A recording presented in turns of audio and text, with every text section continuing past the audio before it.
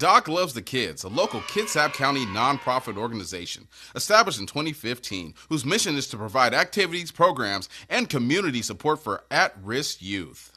They put the U in community. Doc Loves the Kids.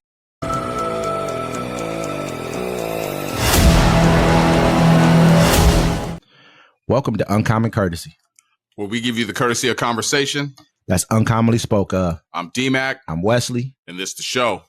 Hey, don't forget to like, comment, subscribe. Thanks everybody that views us. Don't forget to catch us every Friday at 7 p.m. on the Friday Fix and 1 p.m. Sunday on our Sunday Town Hall. Both are Pacific times. Thanks, ladies and gentlemen, for joining us today. Senior Wesley, how are you today? Actually, sorry, Wesley. I got to make sure. I don't want to get arrested. You don't want to get deported, huh? Right about now. Anything they said there, anything goes about right now, man. I know you got a hell of a weird situation going on when it comes to a topic that we're going to talk about. We've talked about it before, but it's kind of gotten to the point now. Yeah, to the point. Yeah. So Trump to use Alien Enemies Act to supercharge deportation and target gangs. President Donald Trump is preparing to invoke the 1798 Alien Enemies Act to speed up deportation as he makes good on his promise to target violent criminal offenders living illegally in the United States. Trump has repeatedly referenced using the law passed 277 years ago, which was previously been used to detain U.S. citizens of Japanese and German descent during World War II. In a chapter that has since been seen as deeply problematic, the law gives the president wartime powers to deport people without hearings if deemed necessary. Trump has specifically singled out Denver and neighboring suburbs Aurora as targets of the enhanced enforcements due to the presence of the Venezuelan gangs Tren de Aragua. Aurora city officials have downplayed Trump's concerns, but have acknowledged that the arrest of at least 8 known or suspected TDA members in the past year. So, and he said, hold on, as commander-in-chief, I have no higher responsibility than to defend our country from threats and invasion. And that is exactly what I'm going to do, Trump said during his January 20th inaugurational address. Hey, threats and invasion. He's using this as it's almost like wartime powers that he's trying to use during times of peace, but he's going to use it as it's an invasion of these people right here, like we've been invaded by. You know what I mean? And his people will go for it too. They've been pretty staunch, but honestly, I'm on all these different political sites on Facebook and things like that, right? Yeah. I'm talking to people and it's like racism, not all of them. I'm gonna say about 60% of them. That it's like their racist side of them tends to kind of leak out when you're talking to them. The subjects are really about this. The other 40% actually have legitimate points.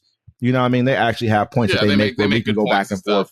And then we can kind of, deal with it that way. But it's like with this right here, he's basically saying to you, I'm going to use an old law to act like we're being invaded so I can start putting people in internment camps. I'm wondering, like, how well did that work out for you over when you sent everybody to Gitmo? That's pretty much an internment camp. Well, this one will be different. See, because when they enact that law, they don't have to. They said they can hold you without court hearings or charges, right?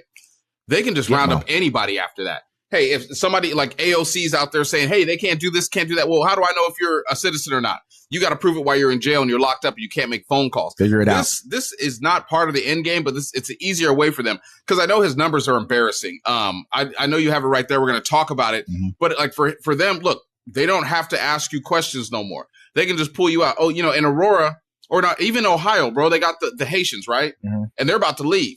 So they go to Ohio, they can just go into a black neighborhood and be like, you're all Haitian, you're all Jamaican. Let's go. Yep. Hey, they go to Texas and be like, oh, you're all Hispanic. Let's go. Everybody but the European Americans can be held without charges or for without reason. This is his Gestapo's. And they can also get the European Americans as well and hit them for the people, anyone who's helping. Yep. Oh, you want to help them? Oh, let's go ahead and round you up. Let's see where you're from as well. Let's go ahead and put you over here. But they're not going to do that to them as much. We know how it goes. They're going to be very peaceable with them, just like with the protest today they had over at the Trump Tower. They got them all on buses, real nice. It wasn't nobody getting jammed up. You know what I mean? Yeah, there's too many cameras. And plus, it wasn't just that was too many cameras. They don't care. If they say that was some teenagers or some younger kids or some people of color, they wouldn't care. These were older white Jewish people. They were not about to. I won't say white. They were Jewish people. Let's leave it at that. You know what I mean? But yeah, they don't. At the end of the day, man. I feel like we're putting ourselves in a very negative situation. We're not seeing the gravity of what's really going on. Like our country needs immigrants. I mean, a heavy dose of immigrants. Not no more. the regular American citizens, we reproduce at a 1.6 rate per every 2 Americans. For every couple that you run into, they're producing about 1.6 kids. You have to produce 2.25 in order to grow your base of grow your population.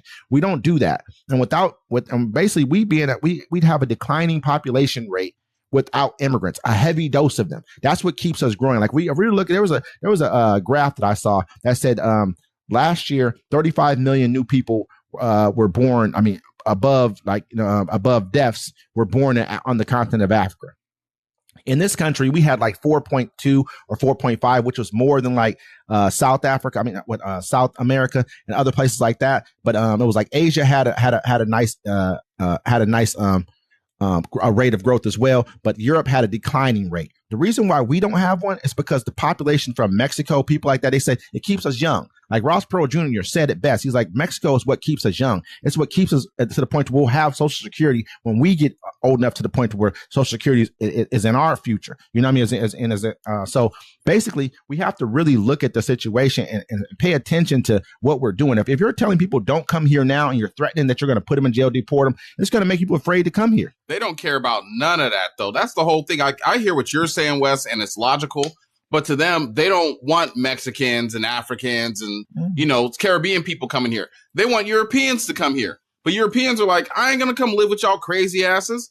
And the people in Europe are having enough problems with immigration anyways. Look, what they want to do, they want to make America basically, 90% white again. Yeah. You know what I'm saying? So right now, they're going to round up everybody they can. Look, you see how they're doing. They're using violence and disease. You know what I'm saying? Measles is crazy. Yeah, it's crazy that there's an outbreak of measles just running through America right now. Through America. It was gone. And then you get all these people, these parents that say, oh, I don't want to vaccinate my kids. And their kids are the ones getting sick and getting measles. And they're spreading it to everybody else. Look, folks, pay attention. They're going to pass this law. If you're working at a place, a shelter where they're sheltering migrants, you're going to jail. If you live next door to a migrant and you don't tell them that the migrant's there and they find the migrant, you're going to jail. If you're seen in a place like a nightclub and they arrest migrants, you're going to get arrested too. You won't be able to make a phone call. You won't be able to talk to nobody. This is what your reality is about to be. We need to stop looking at America how it used to be, and we need to accept what it is now. Yeah, it definitely has changed a great deal. I mean, we've gotten to a point to where we don't, our neighbors are no longer like it's no longer like the Bible, which everyone pushes as this is a Christian nation. We don't believe in that anymore. It's like right now, what do they say? Honor thy neighbor, whatever. It's not honor thy parents, but you know what I mean? Like treat your neighbor as whatever else. We don't do that. We don't even care about them anymore. We're angry. We're blaming them for the problems that are happening here in America. And it's not, I don't know any of us that have real issues based off of what is happening with a migrant. A battle rapper said it recently. He said, my magazine's longer than the extended absence of Jesus during slavery. And I'll leave it at that. Absolutely, man. Let me move on for another one.